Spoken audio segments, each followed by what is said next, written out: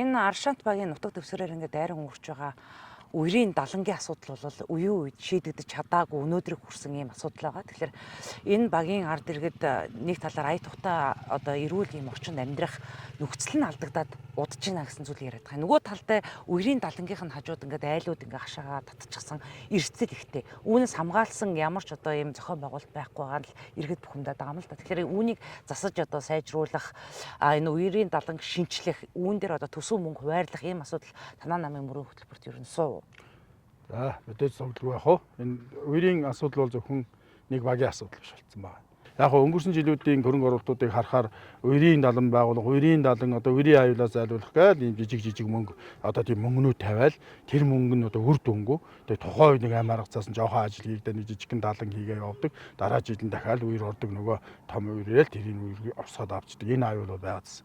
Зүгээр энэ асуудал дээр аймгийн зүгээс бол ямар арга хэмжээ авсан бэ гэвэл энэ жил одоо энэ жил 400 сая төгрөгийн хөрөнгө оруулалт тавьсан байсныг бид нэр төсөв дээр хэлж өөрчлөлт оруулж агаад өөрчлөөд үерийн далангийнхаа ич бүрэн зурагтай. Энэ зураглалыг хийхэд зүгээр яг нэг нөгөө болоход усны мэргэжлийн инженерүүд Монгол улсад одоо ингээд усны чиглэлийн бүх инженерүүдийг бэлтгэдэг одоо тэр эрдэмтэн багш нарыг урьж авч ирж ховд аймагт ажиллуулж тэгээ үерийн далангийнхаа одоо нөхцөл байдлыг танилцуулаад тэгээ бид нар нөгөө худалдаа авч байгаа зарлж иж тэр инженерүүдийн зөвлөх баг ажиллаж иж манай үерийн далангийн ич бүрэн системийг зураг хийсэн. За манай аймгийн одоо онцгой нөхцөл байдлыг хамгийн аюултай хэсэг болохын үерийн далангийн асуудлуудыг бид нэр зөв нэг амь арга зааж тийм ээ ингэж явах бол одоо боломжгүй болсон. Тийм учраас ховд хотыг үерийн усны аюулаас үерээс хамгаалах томоохон зураглалыг хийсэн. Нийт өртгөн одоо өөрөөр бид урд нь тийм юмгүй явсан байна шүү дээ. Одоо өнөөдөр бол бид нэр том зурагтай болсон, төсөвтэй болсон. Үндсэндээ бол яг ховд хотыг бүхэлд нь уснаас хамгаалах 16 тэрбум төгрөгийн зураг төсөв одоо бий болсон. Хоёрдугаар зөвхөн дээд хамгаалтаас гадна яг хотын төв дотор ус одоо үерийн хүчтэй бороо ороход хотын төв дотроо урсаад бас ингээд зам хайргуудыг дэлгэрдэг ажлууд байгаа шүү дээ. Энэ ажил дээр бас дахиад зургийг хийлгээд одоо манай хүнсэн 2 том юм зурагтай. Одоо энэ зургаа хийгээд авна гэдэг чинь бид нар шинжлэх ухааны үндэстэйгээр энэ зөөр нэг жилд нэг үер болдог шүү гэж хитэн төгрөг тавиал тэр нь үр дүнгүй болохгүйгээр цогц юм арга хэмжээ хийж байгаа. Өөрөөр хэлбэл одоо сүүлийн үед тавьж байгаа замуудыг шинээр одоо замын хажуугаар усны суугчлалыг хийж одоо зам дээр ус тогтдоггүй байх, айлуудыг төв дотроо байгаа мөртлөө усан давтдаг энэ асуудлыг шийд.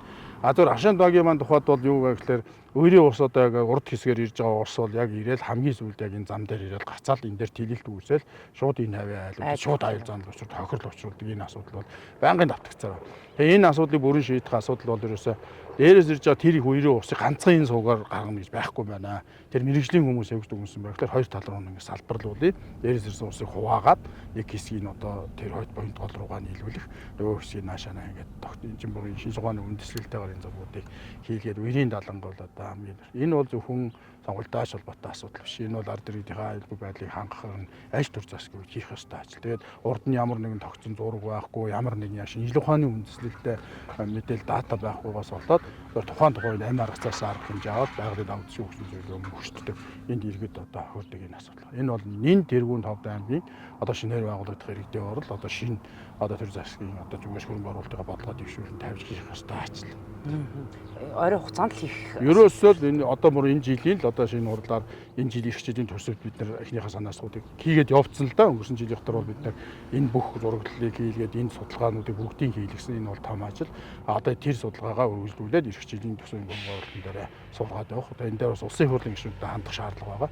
Яагаад бол өндөр төсөвт 16 тэрбум төгрөг хийх ажил учраас улсын төсвөөс авах юм шаардлага гарцаагүй байх.